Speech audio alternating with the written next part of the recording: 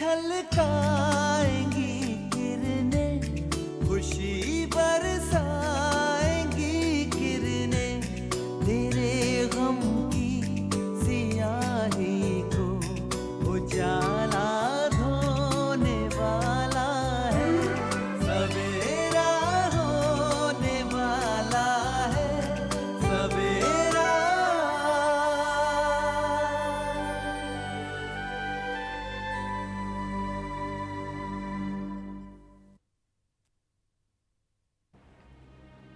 तो ये आपकी दूसरी शादी है? जी हाँ। और पहली शादी क्यों टूटी? शायद तकदीर में ठोकरे खाना लिखा था, इसलिए। आप अपने पहले शौहर के साथ खुश नहीं थी? इसका जवाब तो मुझे आज तक नहीं मिला। मतलब?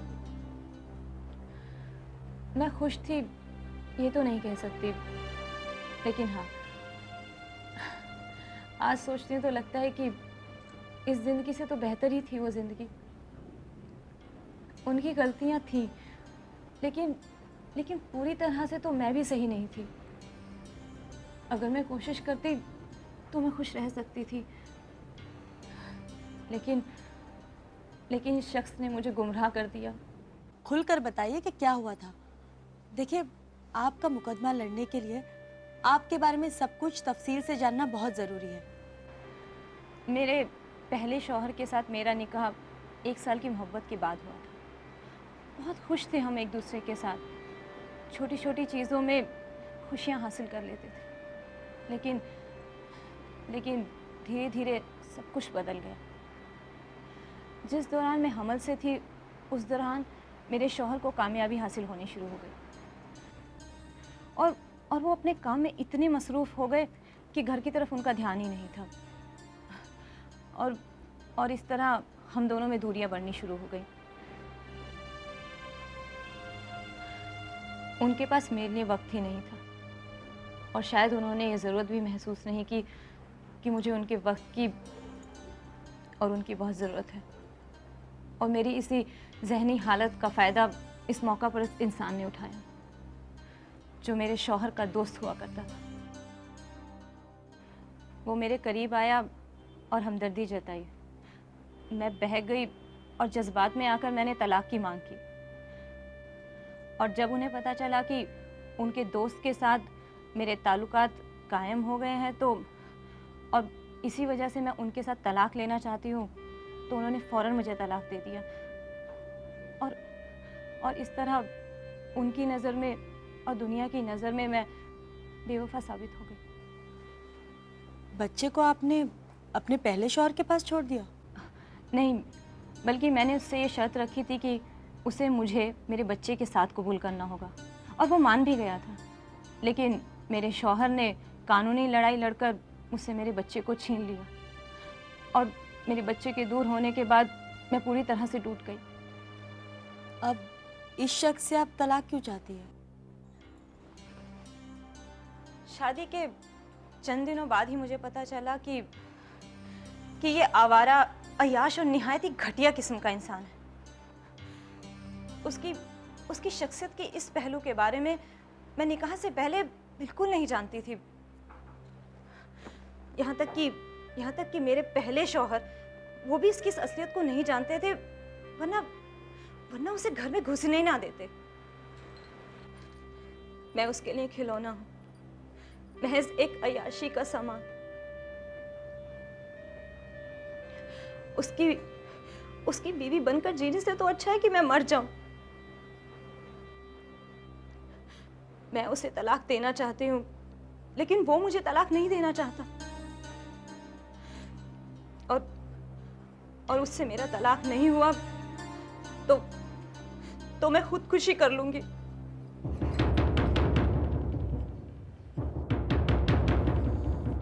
शबाना जी, आप बेफिक्र रहिए, और अपने वालिद साहब को भी कहिए कि इस बारे में ज़्यादा फिक्र ना करें। शुक्रिया असद साहब, मुझे आपसे यही उम्मीद थी। आज आपने मेरे सीने से एक बहुत बड़ा बोझ हल्का कर दिया। मैं समझ सकता हूँ, जाहिर सी बात है कि मुझे लेकर भी आप लोगों के दिलो दिमाग में ख्यालात अच्छे नहीं रहे होंगे। आपने सोचा होगा कि एक तलाकशुदा, एक बच्चे का बाप, उम्र में काफ़ी बड़ा, उसने एक मासूम नादान लड़की को गुमराह किया है। नहीं, ऐसी कोई बात नहीं है। शबाना जी, आप या आपकी जगह कोई भी होता वो यही सोचता, और आपने भी यही सोचा होगा। मगर शबाना जी, शाहीन वाकई मासूम, साफ दिल और संजीदा किस्म की लड़की है। उसे बहुत हिफाजत से रखिएगा। आप ऐसा मत सोचिए कि मैं कोई सफाई पेश कर रहा हूं, बल्कि मेरा दिल चाहता है कि मैं आपके सामने ये सब कहूं, इसीलिए ये सब कह रहा हूं। सच मानिए शबाना जी कि अपनी बीवी के बाद मैंने कभी किसी लड़की को उस निगाह से नहीं देखा है, शाहीन को भी नहीं। शाहीन ने मुझसे अपनी मोहब्बत का इजहार किया, मैंने उसे अपनी जिंदगी की कहानी सुनाई, मगर फिर भी वो अपनी शादी के फैसले पर टिकी रही। तब मुझे हैरानी हुई।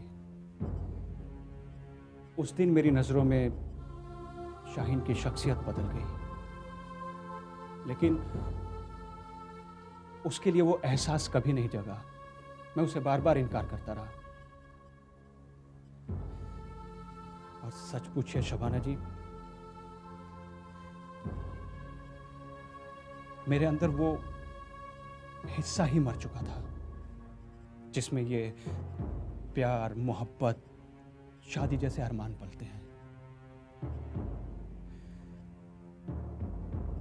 इंसान जिंदगी में एक ही बार मोहब्बत करता है,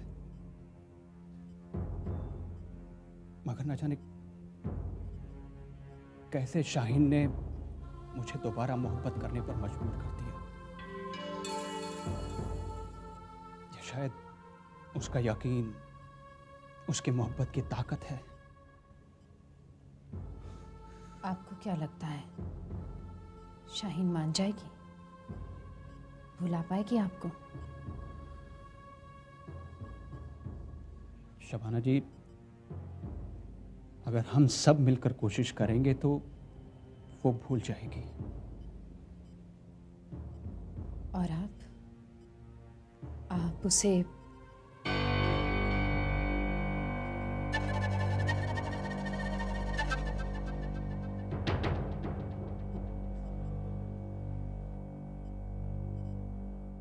प्लीज़ मेरी मदद कीजिए। मैं इस आदमी से तलाक लेना चाहती हूँ। मुझे तलाक दिलवा दीजिए। मैं अपने पहले शौहर और बच्चे के पास वापस जाना चाहती हूँ। मैं नहीं जानती कि वो मुझे कबूल करेंगे या नहीं, लेकिन मैं उनके कदमों में सर रखकर अपनी ज़िंदगी और अपने बच्चे के लिए फरियाद करूँगी।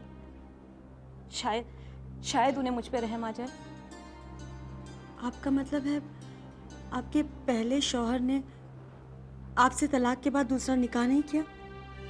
नहीं, अभी तक तो नहीं।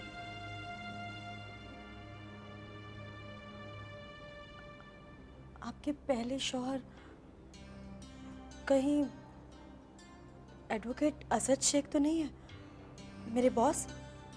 जी, आपने सही पहचाना। असद ही मेरे पहले शौहर हैं।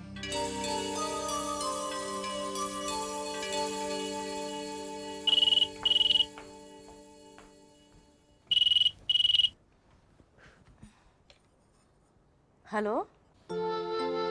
शहजादी तस्लीम को नाचीज का आदाब। अरे अमन, मैं अभी तुम्हें ही फोन करने वाली थी। देख लीजिए, उधर तुमने ये सोचा कि तुम मुझे फ़ोन करो, और इधर मुझे पता चल गया कि मेरी तस्लीम मुझे याद कर रही है। बस मैंने तुम्हें फ़ोन कर दिया। ऐसे कैसे हो गया? हाँ जी, जब दिल से दिल मिल जाते हैं तो ऐसा ही होता है जाने मन। कैसी हो? मैं अच्छी हूँ। सिर्फ अच्छी? बहुत अच्छी हूँ। हाँ, ये हुई ना बात। तुम कैसे हो अमन? हाँ जी, दुनिया का सबसे खुशनसीब इंसान कितना खुश हो सकता है, बस अंदाज़ा लगा लो। पैर हैं कि जमीन पर पड़ने का नाम नहीं लेते। खुशनुमा आजाद परिंदे की तरह मन ख्वाबों के रुमानी आसमान में उड़ता रहता है तसरीन। मेरी सांसें तुम्हें, तुम्हारी खुशबू को महसूस करने को तरसती रहती है तसरीन। नजरें तुम्हारी एक झलक पाने को ही तरसती रहती हैं। ये उंगलियां तुम्हारे चेहरे को छूने के ख्याल से कांप जाती हैं तसरीन। हर आहट पे ऐसा लगता है जैसे तुम्हारे कदमों की आहट है। तुम नहीं जानती तसरीन, तुम्हारी सांसों की गर्माहट मैं इस वक्त भी महसूस कर पा रहा हूं। क्या तुम मुझे अपने करीब महसूस कर पा रही हो?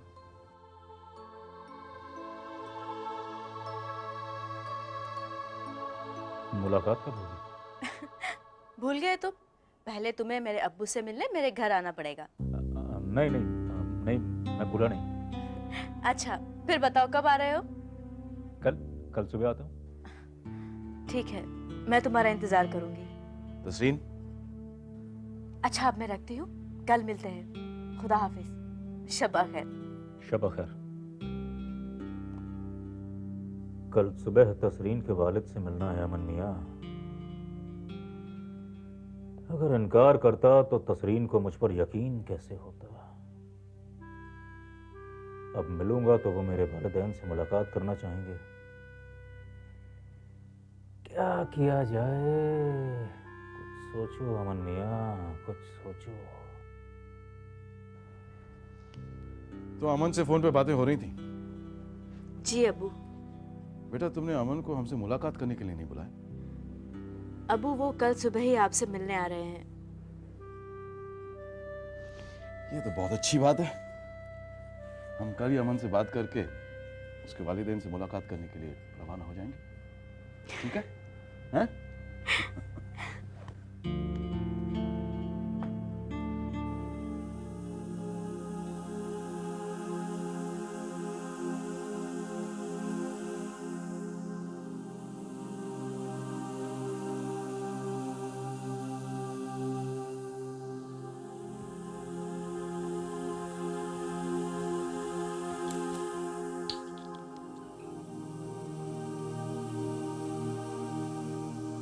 क्या बातें हुई असद के साथ?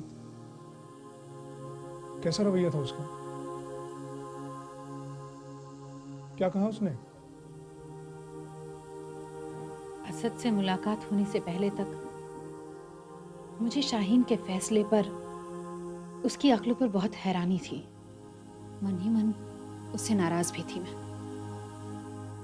बहुत सोचने के बावजूद मेरी समझ में ऐसी कोई वजह नहीं आ रही थी जिसने उसे एक ऐसे शख्स की मोहब्बत में कैद कर दिया जो तलाकशुदा है, उससे उम्र में काफी बड़ा है और एक बच्चे का बाप भी है। बहुत कोशिशों के बावजूद भी मेरी समझ में शाहीन की जहानत नहीं आ रही थी। मगर अब असद से मुलाकात होने के बाद मुझे शाहीन की अक्ल, उसके फैसले पर कतई हैरानी नहीं। इस रिश्ते के बारे में मेरा नजरिया तब्दील हो गया है।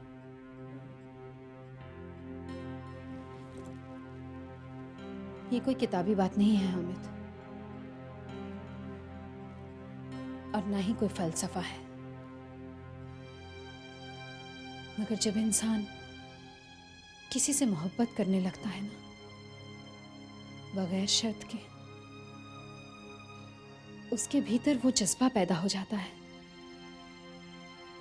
उसके अंदर वो एहसास पैदा हो जाता है कि बाकी बातें बेमानी लगने लगती हैं, सिवाय उस एक एहसास के। शाहीन एक इंसान से मोहब्बत करती है क्योंकि वो इंसान मोहब्बत करने के लायक है। उसका एक बच्चे का बाप होना या तलाकशुदा होना अब कोई अहमियत नहीं रखता। वो औरत जिससे असद की शादी हुई थी वो उसके लायक ही नहीं थी।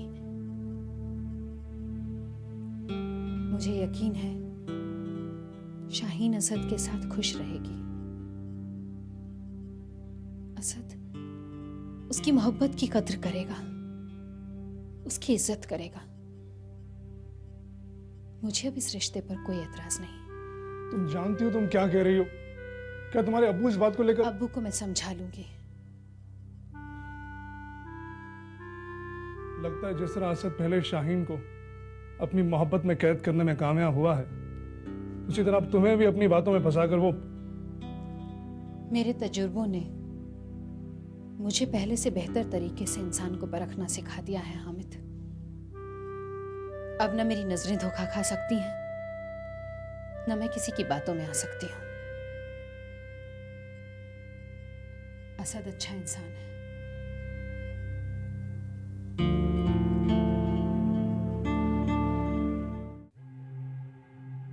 अच्छा हुआ ऐन मौके पर इंस्पेक्टर घानेकर पहुंच गया, वरना अफजल खान को तलाशी लेने से रोकना मेरे लिए मुश्किल था।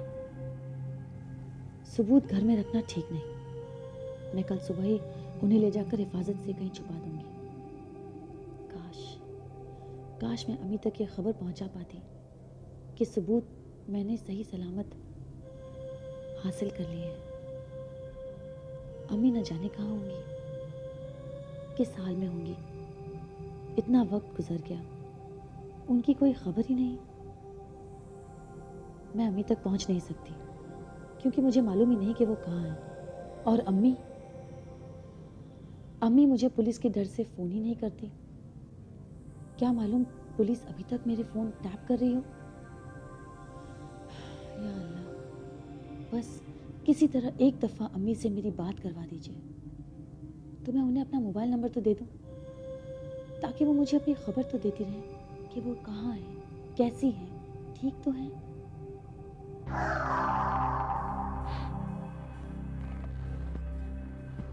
बड़े भाई, मेरे आका, छोटी सी जान पर तरस खाओ, रहम करो ना मुझ पर। मैं तो बच्चा हूं आपका।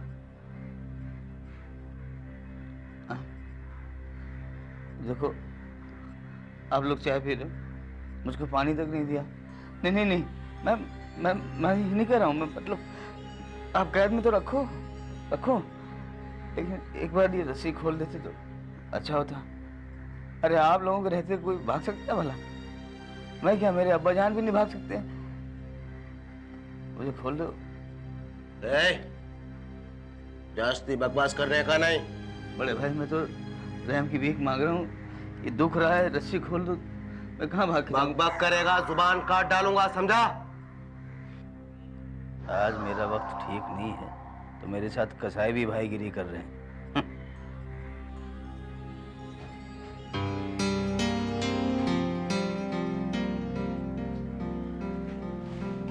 महबूब, मैं तुम्हें आजाद कर रहा हूं,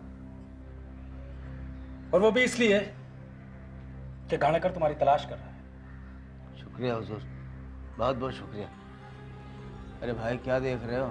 खोलो ना। अरे क्या भाई, हुजूर ने कहा है खोलो तो खोलो।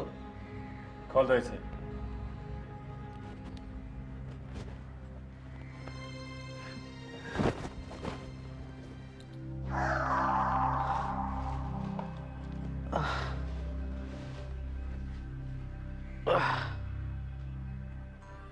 शुक्रिया हुजूर।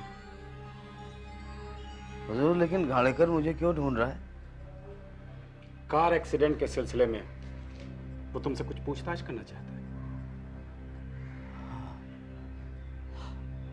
हुजूर, शगुफ्ता ने कुछ बताया, कुछ सबूत के बारे में? महबूब,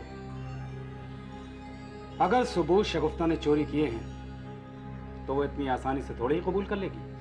बिल्कुल ठीक फरमाया आपने हुजूर। तो ठीक है, मुझे इजाजत दीजिए। ठहरो। जब तक मैं तुम्हारे साथ शराफत से पेश आ रहा था, तुम मेरे साथ कमीनेपन से पेश आ रहे थे। लेकिन अब तुम्हें इस बात का एहसास अच्छी तरह हो गया होगा कि तुम्हारे कमीनेपन का जवाब मैं तुम्हारी ही जबान में दे सकता हूं, और यह तुम्हें अच्छी तरह मालूम हो गया होगा। लिहाजा आइंदा कभी ऐसी वैसी गलती मत करना। कहानियां बनाने में तुम मास्टर हो। घाणेकर को अपने गायब होने की कोई भी कहानी सुना देना, लेकिन भूल कर भी उसे यह बताने की गलती मत करना कि तुम मेरी कैद में थे। और सुनो, एक बात जहन नशी कर लो। मैं नहीं जानता हूं कि गाड़ी के ब्रेक फेल कराकर तुम्हें और शगुफ्ता को मारने की साजिश किसकी थी, लेकिन एक बात कान खोलकर सुन लो। इसके बाद तुमने और शगुफ्ता ने मेरे खिलाफ एक भी गलत कदम उठाने की कोशिश की तो मैं क्या कर सकता हूं कि तुम अच्छी तरह जानते हो। अच्छी तरह।